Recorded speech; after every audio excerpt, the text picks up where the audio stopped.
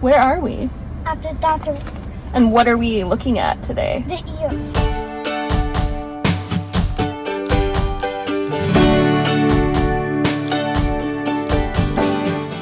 Hey guys! I've been thinking a lot about the best way to serve the different audiences that come to our channel to watch our videos. I know that a lot of you come here to watch videos about Ruby, and I think that's amazing. But I also think that there is a large percentage of people who come here as a parent of a child with a disability or a caregiver. So I wanted to start a monthly vlog series in which I share my personal experiences as the parent of a child with a disability. Thank you so much for joining me on this journey as I kind of opened myself up to being more transparent, and I hate being on camera, so this is a big step for me, so I appreciate you being here. Today, I wanted to share one of the biggest challenges that I face, and that is keeping track of all of the information that I need to keep track of as a parent of a child with a disability. But first, I want to say thank you to Abridge for sponsoring this video. The first year Ruby was born, she had over 200 medical appointments. 200. I'm not joking or exaggerating here. I was so overwhelmed by all of the information that I needed to learn and remember. Fortunately, as the years have gone by, Ruby's need for medical appointments has gotten less and less, but she still has quite a few. And I do still struggle to remember all of the information that I need after these appointments. I do bring a notebook and a pen with me, but I'm usually distracted at trying to make sure Ruby's okay because she doesn't really like being at the doctor, and I'm also focusing on what the doctor's saying. A cool new app that I have found to help me with this is called Abridge.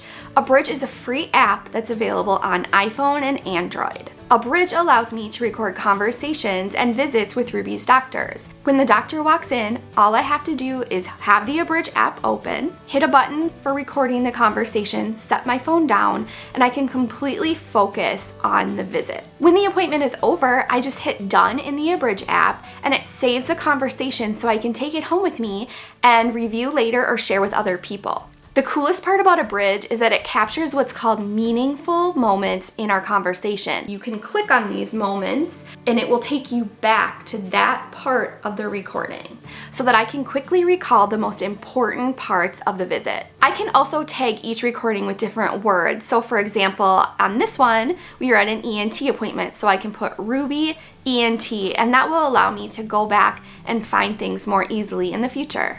I recently used Abridge at one of Ruby's appointments, and I was really impressed with it. I also want to try using Abridge at Ruby's next IEP meeting.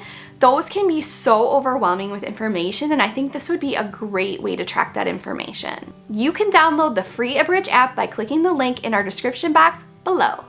Another huge challenge that I face as a parent of a child with a disability is managing all of the paperwork that comes in. Sometimes I literally feel like I'm drowning in paper.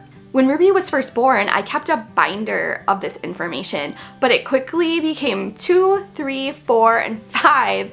And I knew there was no way that I could continue that system or store all of that information in my house. I just didn't have the room. So one thing that I found that works really good for me is a free scanning app that I use on my phone. So when a document comes in that I want to save, what I do is I just grab my phone and I quickly scan it in, and then I save it up on the cloud where I have a folder that's just for Ruby. In that folder, I have different subfolders, so I have school, medical, and then within those folders, I can even break it out by doctor name, date, month, year. You can get as creative as you want with this process, but I have found that it really helps me to stay organized. And then when I need to actually have the physical document, I can just print it out quick. Also, check with your medical providers to see if they have online medical records available. I love being able to access Ruby's chart online.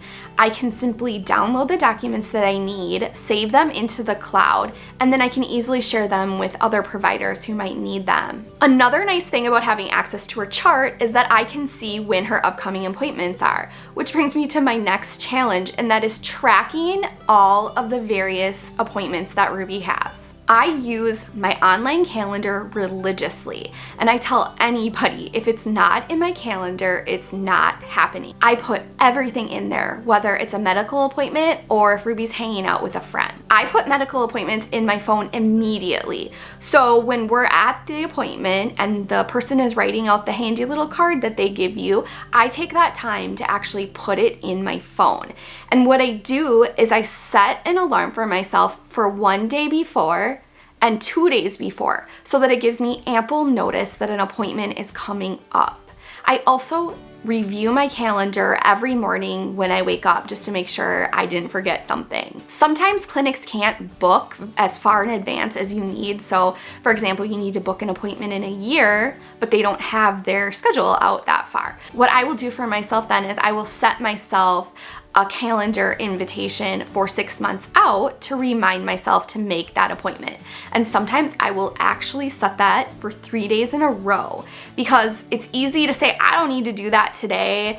It's not a big deal. I can do it tomorrow, and then you forget. But thankfully I have the reminder the next day to remind me again. Another thing that I like to do is I have a calendar up on my fridge where every month at the beginning of the month, I go through my whole month and I write down key dates on this calendar. And I find that the act of writing them down really does help solidify the dates in my brain, and it also just seeing it up there when I'm in the kitchen is so helpful to keep me on track for the month. Okay guys, so that was my first attempt at doing a blog about being a parent of a child with a disability, and I would love to know what kind of topics you'd like to see me cover in the future. I don't know if this video is going to have comments on or not, so I want to make sure you guys know that you can always head over to the community tab. I'm going to post this video there, and I would love for you to write me in the comments and let me know what kind of topics you'd like to see me cover in the future. Thank you so much for continuing to follow us on this journey. It is a true privilege to know that you take your time to watch our videos. Thank you so much. Have a great day.